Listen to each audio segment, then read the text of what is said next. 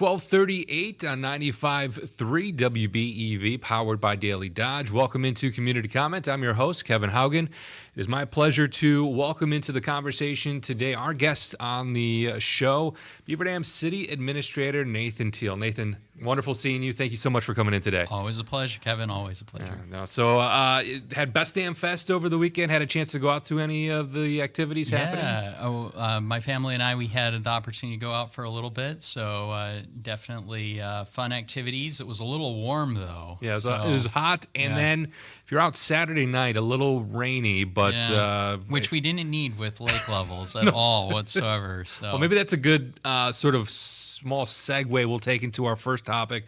But before we do that, I want to throw out the phone numbers for our listeners or our viewers at Daily Dodge TV. If you check that out as well, you can call in at 885-4446, or you can text 887-9595 if you have a question for City Administrator Nathan Thiel. During our program today, we'll be sure to get to those at some point in the program if we're in the middle of a conversation, but we always do our best to get to those questions when they come in.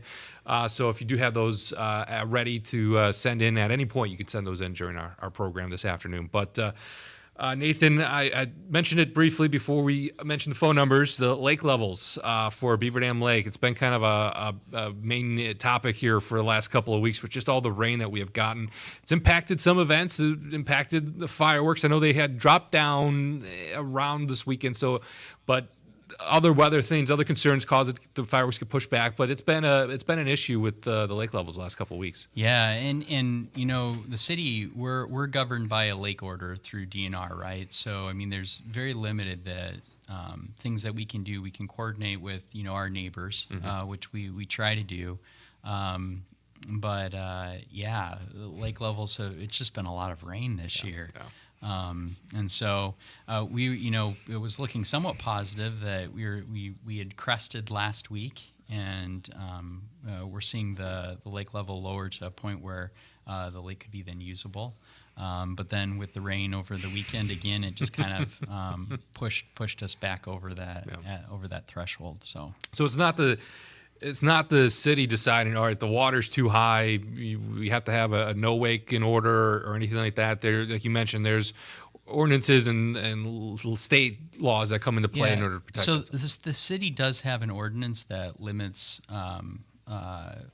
has a no wake. By municipal code, we have a no wake. But generally speaking, how we manage the dam and the water levels as we release water and so forth, that is governed by state. And part of it is they don't want us to release too much water at any one time, because then you might injure the habitat further southstream, right? Or lower the dam. And so there's a bit of coordination that has to happen. I know that those that are living on Beaver Dam Lake are ready for the lake levels to lower this a little higher than they're accustomed to or want to see. But in all honesty, we've had a ton of rain this summer. So, and part of it's coordination. I think Fox Lake, their lakes their lake levels at least at a decent. We've seen at a decent level, and so.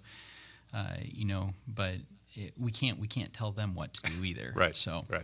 Yeah. So hopefully we get a little bit of a reprieve here. I know there's more severe weather coming on the way tonight, so we'll see what happens with that. But I'm seeing sunshine the rest of this week, and so I'm crossing my fingers. So hopefully sometime on the horizon that things return to some normalcy on Beaver Dam Lake, and all the boaters and fishermen can head out. Yeah, and I think it's important to just comment too that with Beaver Dam, the Best Dam festivities, a lot of the water activities have, while they didn't happen this last weekend, they're intended to happen later this year. Right.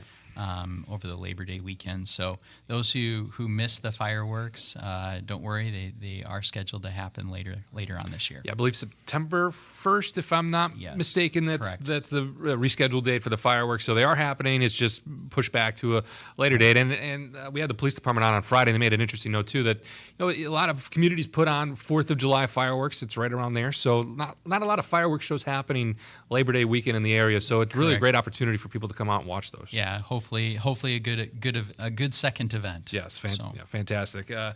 Another little interesting tidbit that we want to highlight here on our program today, something that you mentioned before we got on air today, is sort of a relaunch. I guess maybe is the right word for that, of the website, for the city website.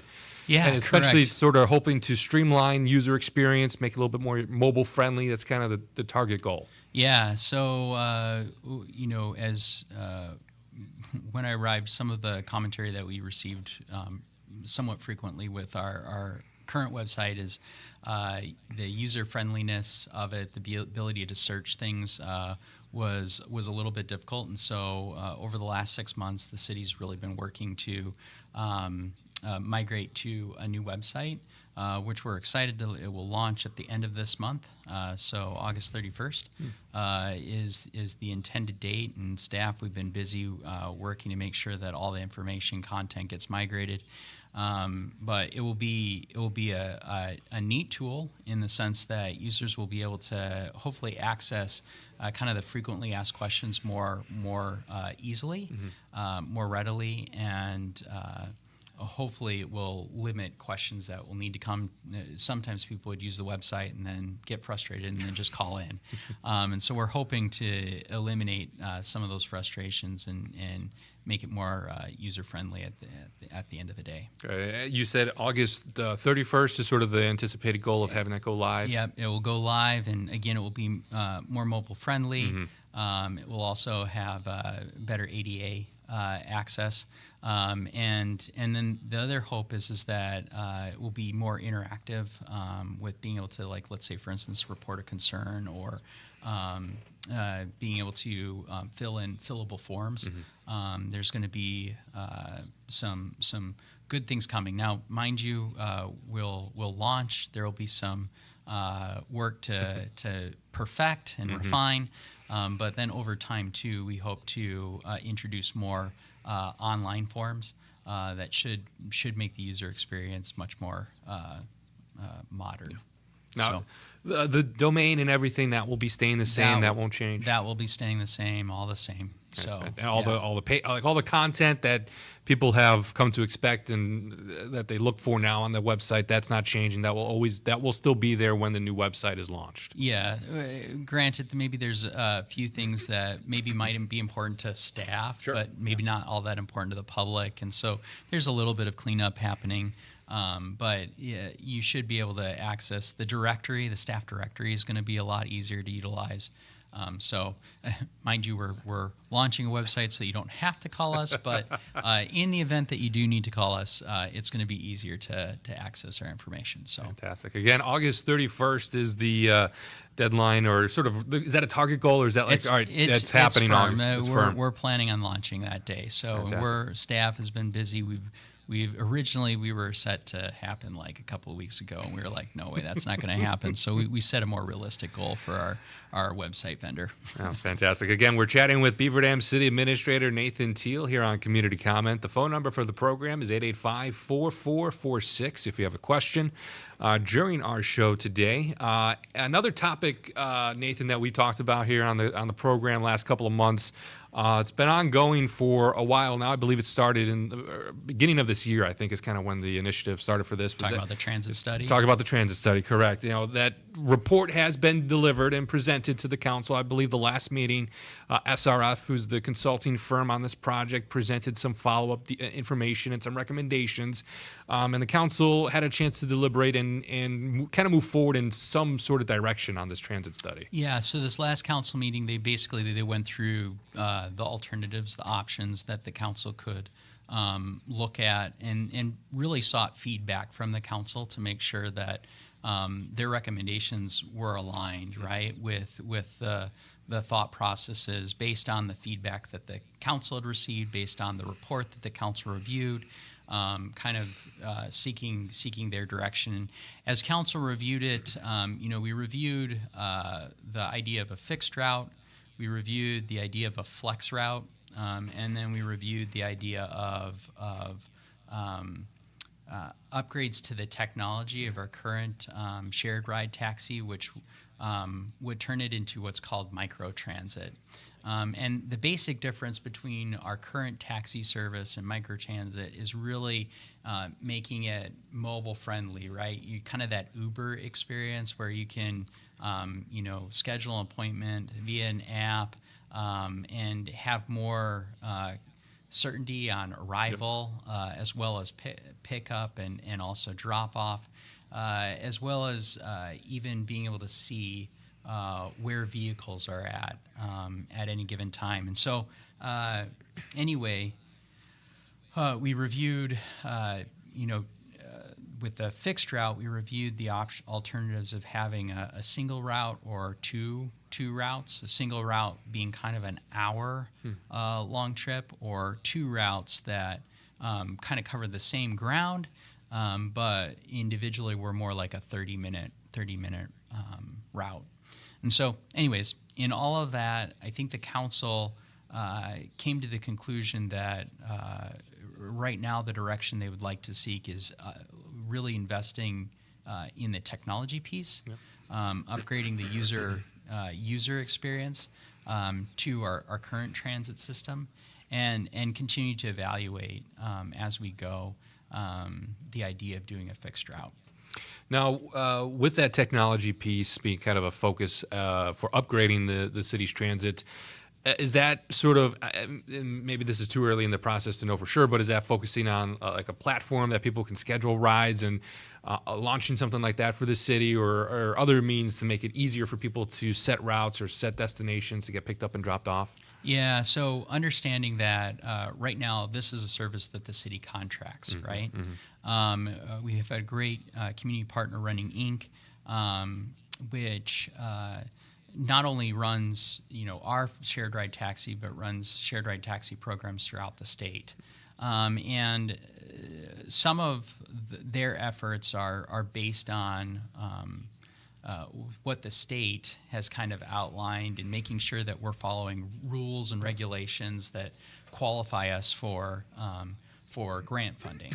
And so there's some limitations to what our partner can do on their own, without impacting not only this segment of their business, but also all the segments of business that they do. Right. And so the thought process is that if we were wanting a technology upgrade, we couldn't just depend on the contractor to do that.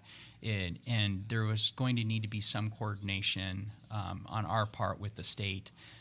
Basically, it would be implementing, like you said, a platform, a mobile platform that then the contractor would be able to use. So there's still some work to be done, but we plan on. I'm actually going to be meeting with SRF tomorrow regarding this, or actually, sorry, I apologize. Next week, I'm meeting with them on Monday next week to discuss kind of next steps and how to get the state to kind of sanction this upgrade in technology, and then working with our current vendor to implement it. Yeah. Is that something that you anticipate happening, is searching out grant opportunities to help afford this? Because I know, from what I remember, the ARPA dollars was a huge component in terms of bringing this transit study to life and being able to afford getting this study done. And I know ARPA dollars are starting to, that's not a reliable source of funding because that's a one-time payment. Yeah, ARPA dollars have been allocated by the city, right? Yep. And we've got a limited number of dollars, and the council spent quite a bit of time trying to assess and figure out how to spend those. They did designate close to about $250,000 towards transit, public transit. 50,000 of that was intended for the study, at least the first phase. The second piece, the kind of this finishing piece, is getting us. It's another 10,000 to get us to kind of across the finish line, depending on what we chose. So Yes, there's still some ARPA funding to be utilized, but generally speaking, the solution, the intent is to utilize the state transit funds, the grant funding that comes through both the federal and the state government to support mass transit. So. Right. And Nathan, you mentioned next week you're meeting with SRF to have further dialogue about this issue. Is this something that SRF will continue to bring back to the council for conversation, or is this sort of in the council's hands now and they will decide how to move forward in implementing this here in the city? Yeah, so the next step is our intent is to bring a resolution and kind of the selected option that the council chose, which is to do kind of an upgrade to technology and contract with SRF to kind of complete that process, set up an application with the state, and also we're most likely going to need to rebid this contract because it's a change in the service provision that we've had in the past. And so going through that process, SRF will play a role in that. Correct me if I'm wrong. Is the transit study report, is that available somewhere online for people to view? Because I think I had an opportunity to look through, and it sort of highlights some of the pros and even cons too of all the different options that were discussed at council, so people kind of know what they're looking at and what the options were that the council discussed, and see which options they end up going with and why they went with them. Yeah, that's a great question, and the short answer is that on the website it's available through the agenda packet. Which might be kind of tricky to find if you're not sure. Which might be a little bit tricky to find. Yeah. Having said that, though, I know that there's going to be this website launch that's going to be happening on August 31st, and we plan to have this information and some other things that it hasn't quite made sense to just post on the website. But it will be there. Fantastic. So. Again, we're chatting with Beaver Dam City Administrator Nathan Thiel. Just want to provide our listeners and viewers a quick update on the Starbucks that's being constructed here in Beaver Dam. People have wondered when's that opening up. When it's still being worked on, but they're still wondering what the update is with that. Yeah. So I don't have much of an update. Only that maybe to at least kill some curiosity, I suppose. It is still moving forward. Last time I talked with building inspections, it's just been a very slow-moving project, but contractors are still working on the building, and the intent is to finish. Starbucks is still coming to town. I think people have also been asking about Hobby Lobby, right? Yep. And that also, if you've driven by the old Shopko building, that project's coming along too. People always want to know about development, and some of us, if you've ever built a house, I have not, but if you've ever built a house, there's always unexpected delays, and this is a similar case with Starbucks. It's a common problem in construction. You're reliant on supply lines, supply chains, and getting the building materials in a timely manner, so it takes time. Correct, and sometimes the actual developer and lessor of the building has different thought processes than the lessee. So I don't know all the dynamics behind. I tend not to ask those questions too often. Fair enough. It is in progress. That's good to hear. With the few minutes that we have left here on community comments, I want to also spend a moment talking about the fundraising and donation component of the Swamp Park efforts to upgrade that. There's been a lot of exciting news with people donating money for the bandshell and the seating for that project, and things have really been moving in a positive direction with that project. Yeah, no, that's an exciting project just in general. I think the bandshell, I was reading something, 1938. Was when the bandshell was first constructed, and even seeing old photos and so forth of that iconic structure and what it's meant to this community.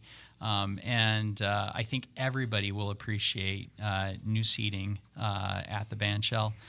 So things are going well. We've had several donors step up. Our large goal is $500,000 for not just the seating, but also the bandshell itself. There's an extension of a stage. It's actually kind of cool. We're looking at a design of the stage extension mirroring the city logo.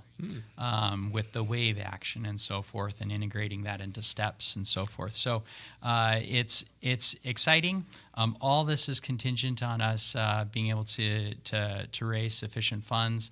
The staff have been working on grants too as well. So if there is any interest, please feel free to reach out, contact me.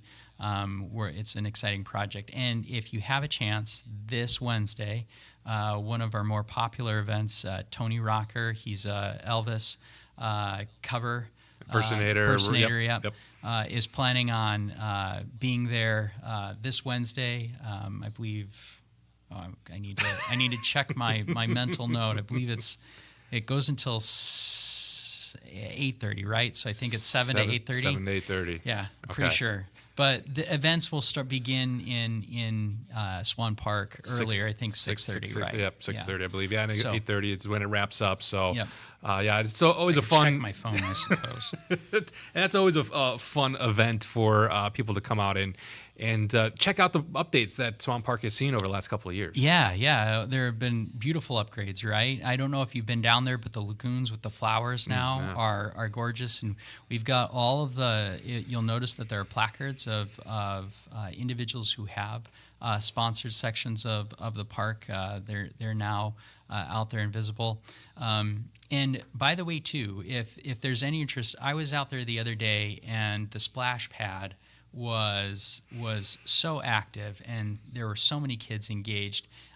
There are opportunities still to sponsor features within that splash pad, and all of those items, all of those donations are going to the restoration and renovation of the park. And so if you haven't had a chance and you're interested to be a part of this park restoration and renovation, you are welcome. Just contact my office. It's awesome. Fantastic. Well, on that note, I want to thank our guest again here on Community Comment today, Beaver Dam City Administrator Nathan Thiel. Nathan, thank you so much for coming in today. My pleasure. And that will do it for today's Community Comment.